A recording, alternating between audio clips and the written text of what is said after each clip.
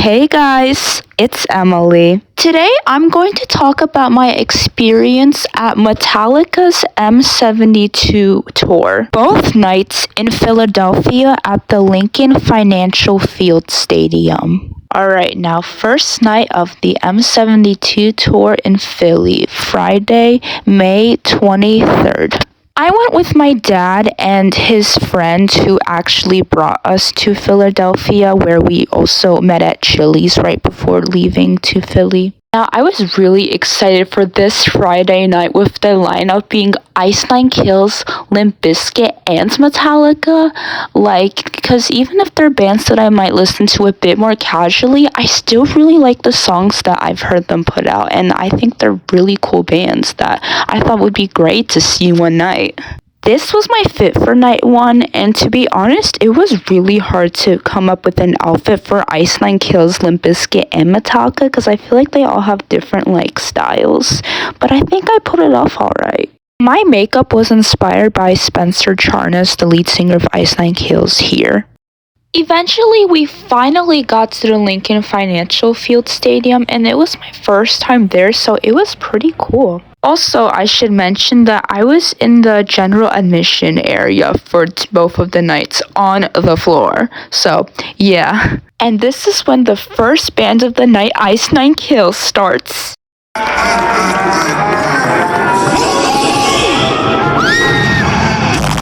Oh yeah, just a little warning guys that some of these videos quality sounds are not going to be so great, but don't worry, my dad made a bunch of videos as well and his videos sound way better, so it's not all going to be that bad.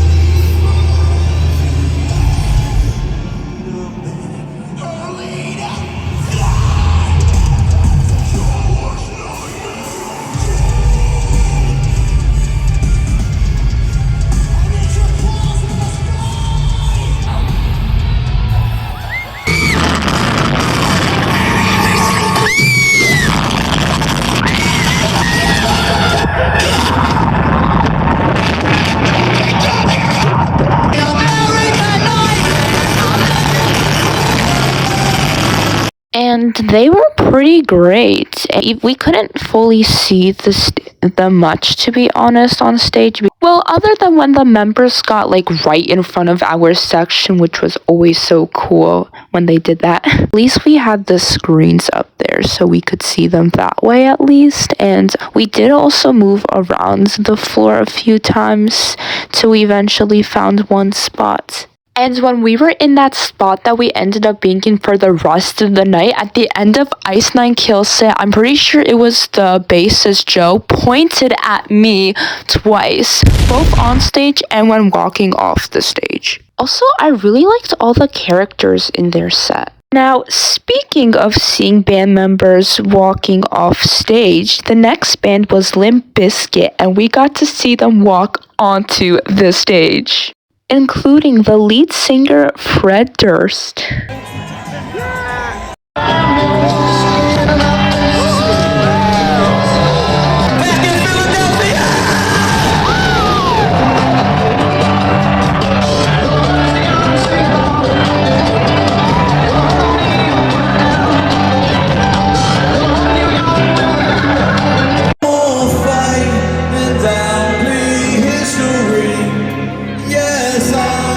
Straight up leave your shit, and you be the one who's left listening.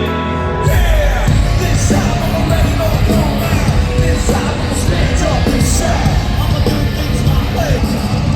Someday you will see things my way.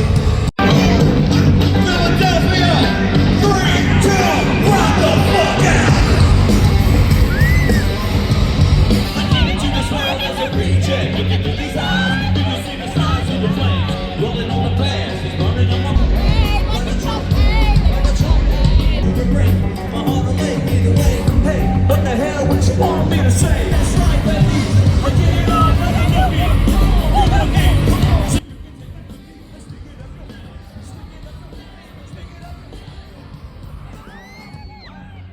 As if things couldn't get crazier, it started raining during Nuki by Limp Bizkit. So what we did is we left our spot and we went to a place in the stadium where there was like a roof, and we just stayed there for the rest of Limp Bizkit's set.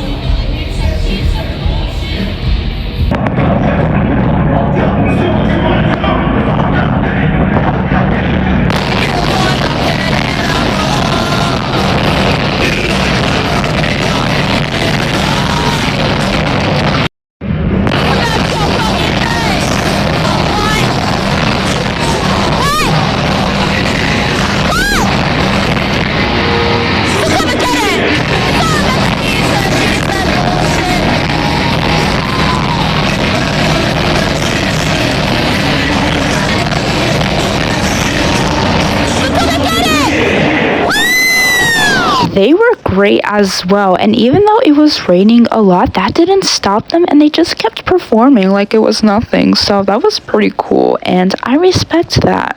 So now we had about like 40-50 minutes before Metallica came on, and me and my dad, we like walked the steps up in the stadium to like try to find the bathrooms. So yeah, it was kind of exhausting. And eventually we heard the song It's a Long Way to the Top If You Wanna Rock and Roll by AC/DC playing, meaning that Metallica's set was starting. After that song ended, there was another song playing called The Ecstasy of Gold, and sorry you can't see what's on the screens here in this video that well, but it was like clips from an old western movie, and apparently Metallica has been using this as part of their intro for like a really long time. And finally, Metallica started.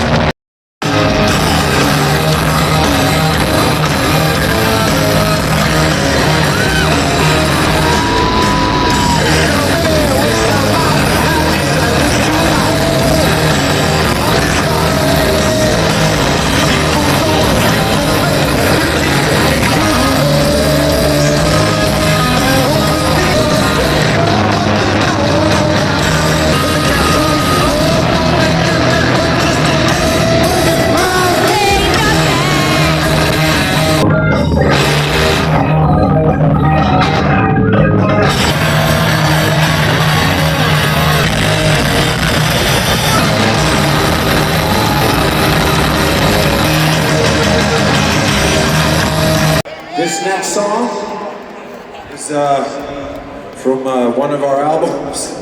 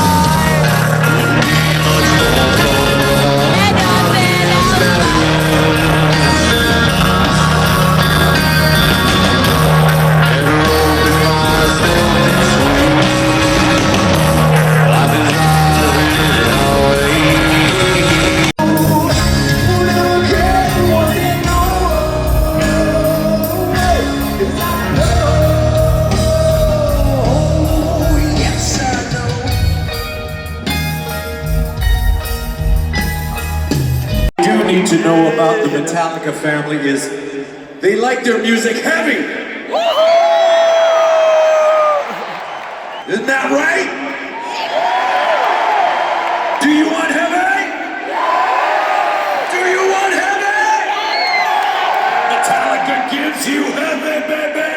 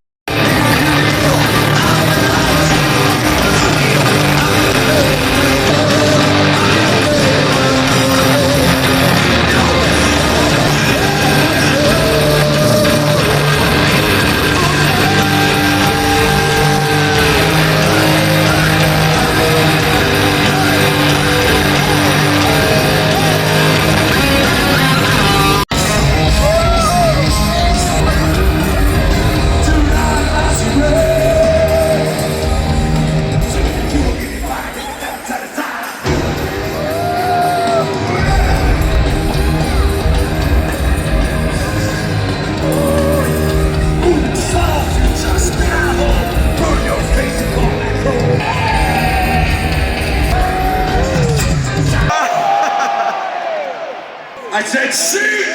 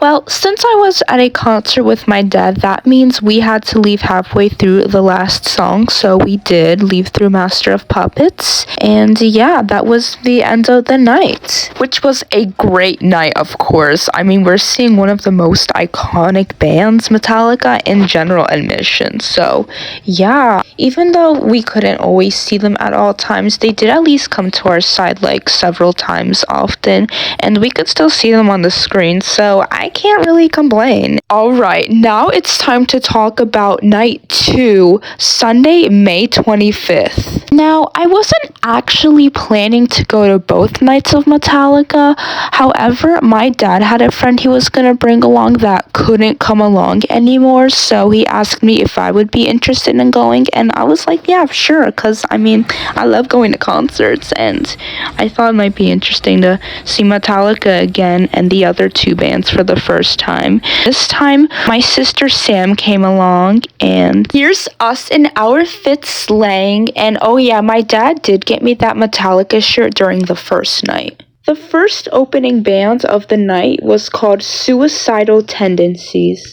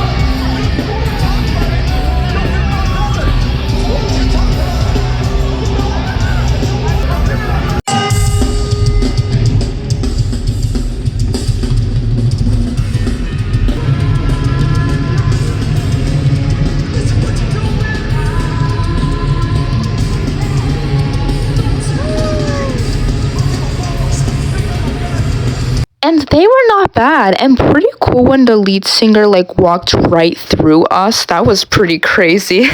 Then 20 minutes later, the next band, Pantera, came up.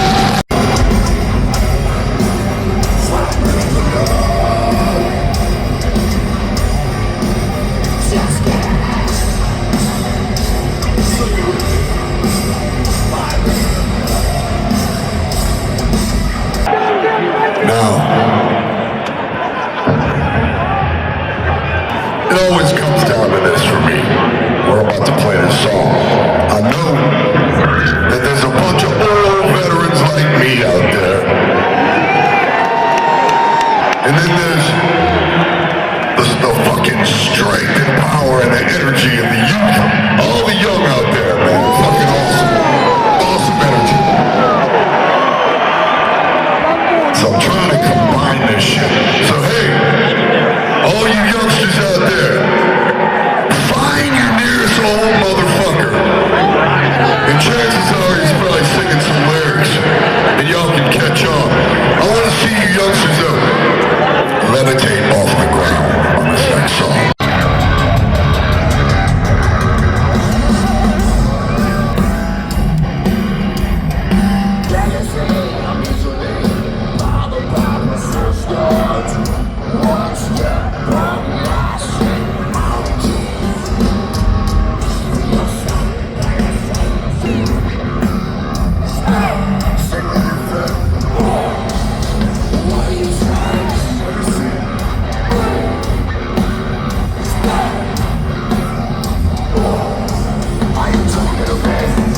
They were pretty cool too, and I wish I had more time to get into more of their music before seeing them, because I mainly knew the song Walk and like a few other songs.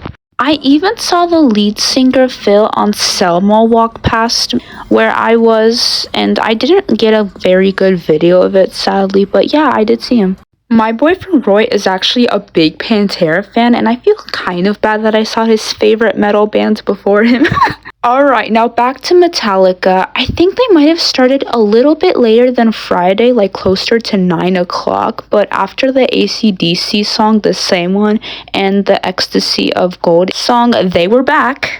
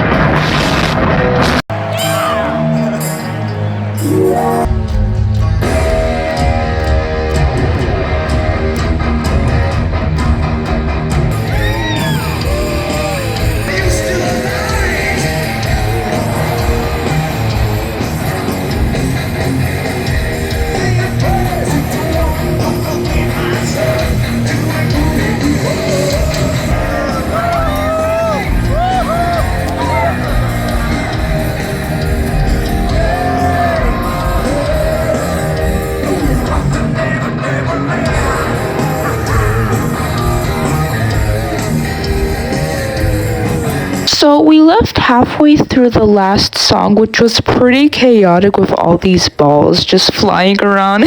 Once again, it was a great night, and it was so cool, especially when all 4 of the Metallica members were like right in front of us, that close. Like, that was crazy. I mean, the whole show was crazy good, of course. I also loved when James Hetfield talked about like basically ending your life and like encouraging to like talk to somebody about your feelings. Darkness. I know everyone here knows darkness. And we don't know how dark it needs to get to go there. But that permanent solution to a temporary problem is not worth it. I say talk. Talk that shit out, man. Get that shit out. That's not why you're here. You are here to be loved and cherished. So talk to your friends. Talk to a stranger. Talk to anybody, man. Because you are worth it, and we need you here. Are you with me? Well, guys, that was my experience at the Metallica M72 tour both nights, and it was just so cool to see Metallica both nights, and like to also see other bands too that I hadn't seen before, especially Ice Nine Kills, because they're like one of my favorite metalcore bands. So anyways, if you guys are still watching up to this point, thank you so much. I know this video is longer than my other concert videos. Thank you guys all so much for watching, and also thank you to my dad for getting these general admission tickets. Like, that's really awesome. Also, just a reminder, I have an Instagram account dedicated to the concerts I go to, so you can see more about this night on there, because I know I cut out of a lot of things, but yeah, I do have 2 highlights for both nights, so go check it out. So if you guys went to the M72 tour in Philly or another place, then let me know how that experience was for you. So bye.